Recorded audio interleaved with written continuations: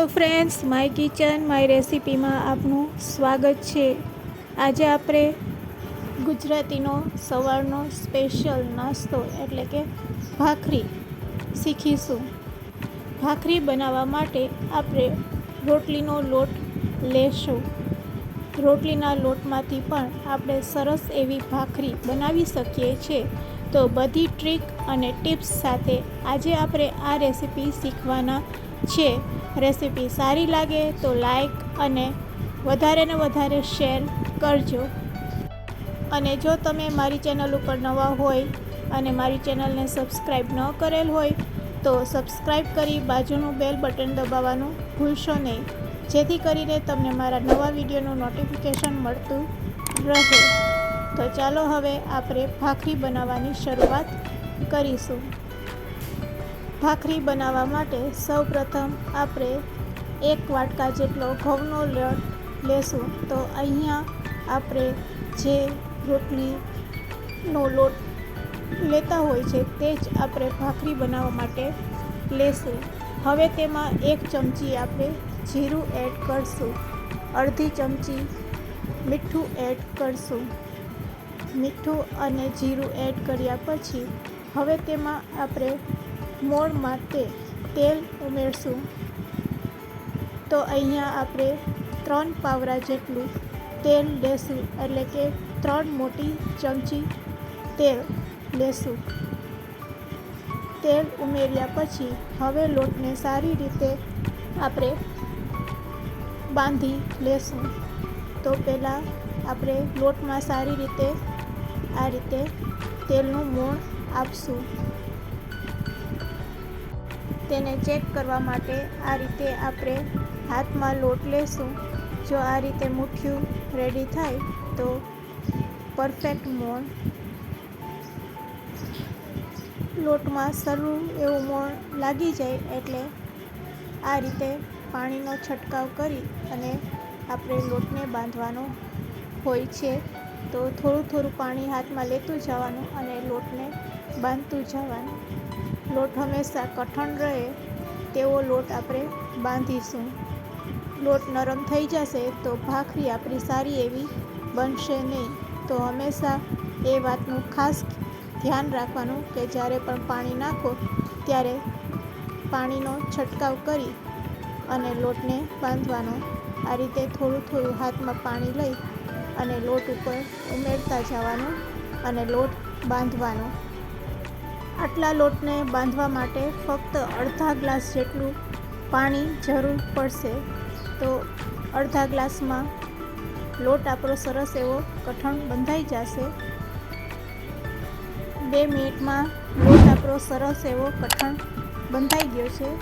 તમે તેની થિકનેસ જોઈ શકો છો।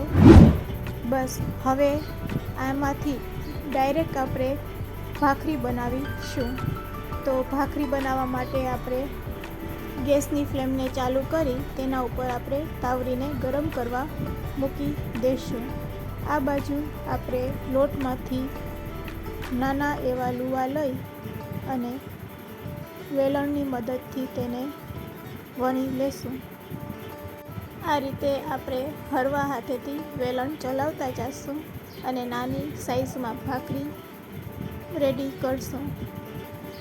તો ભાખરી આપણી રેડી છે। હવે તેના ઉપર આપણે ચપ્પુની મદદથી કાપા મારીશું, જેથી કરીને ભાખરી છે એ ફૂલે નહીં।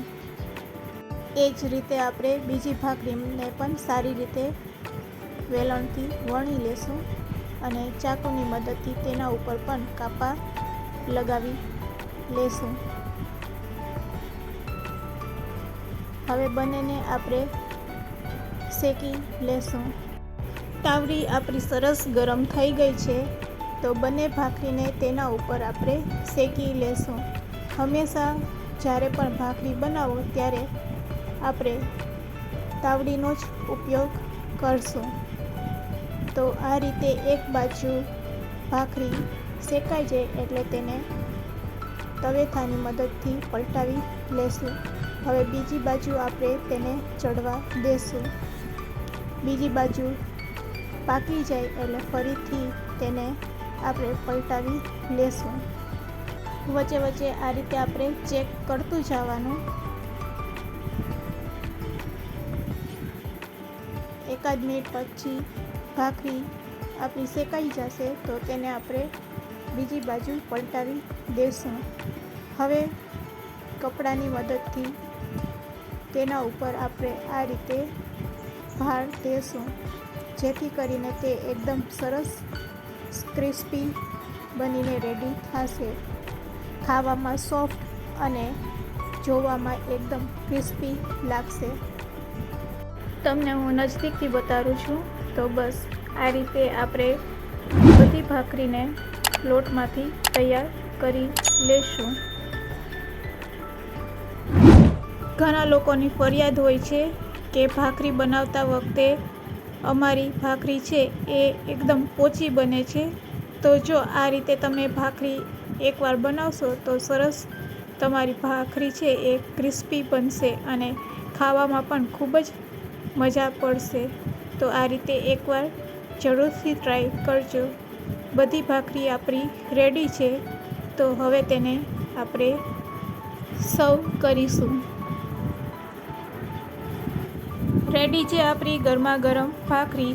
સર્વ કરવા માટે તેને સર્વિંગ પ્લેટમાં લઈ ઉપરથી ઘી અથવા બટર લગાડીને તમે સવારના નાસ્તામાં લઈ શકો છો.